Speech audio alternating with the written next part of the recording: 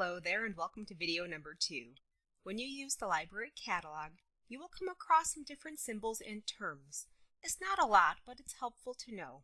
By taking note of some of these symbols and terms, you'll likely come away with a better catalog experience. To get started, format symbols are important. Every time you get a list of results when you do a search, or when you left-click on a title of an item to learn more about it, you will see the format of the item listed along with a symbol depicting it. Often, many items come in many different formats. I'll show you what I mean here. I'm going to do a basic search, left-click on the search bar, and we will search for Gone with the Wind. Okay, then I'll come over here and left-click on the magnifying glass to start the search. All right, we have our results list here, and if you look under each item's record next to format, you will see a little symbol depicting what format the item comes in, and also a text description too. This one's a CD, this one's a CD, oh, this one's an ebook, this is a book. This is a good example because this is an item, Gone with the Wind, that comes in many, many different formats.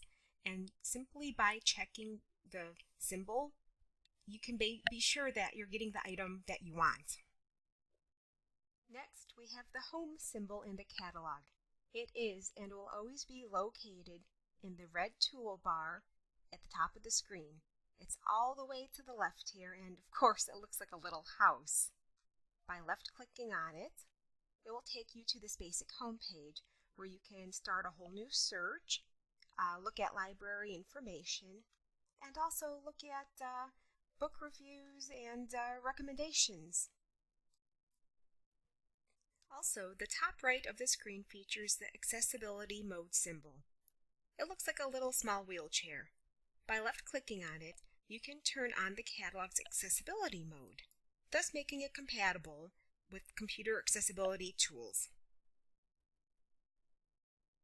In the catalog, you'll come across some different phrases and terms. If you've used the catalog before, even a little bit, it's likely that you've seen some of these before. So sticking with our Gone with the Wind example, let's scroll down here. Alright, here's a book version of it. Let's left-click on the title